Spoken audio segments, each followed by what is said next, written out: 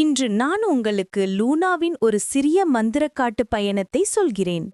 ஒரு காலை தனது சிவப்பு பையை சுமந்த லூனா ஒரு அதிசய காட்டுக்குள் நுழைந்தாள்.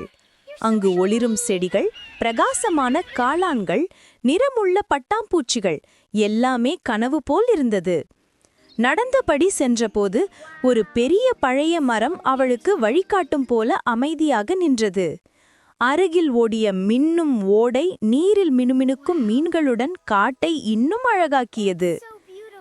சிறிது நேரத்தில் மலர்களால் மறைந்திருந்த ஒரு பிரகாசமான குகைக்குள் அவள் சென்றாள். உள்ளே ஒளிரும் கிறிஸ்டல்கள், மின்னும் மலர்கள், அது முழுக்க மந்திரம் போல இருந்தது.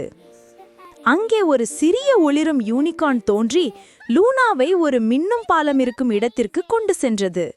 அந்த பாலம் அவள் அருகே சென்றபோது மெதுவாக ஒளிர்ந்து தோன்றியது.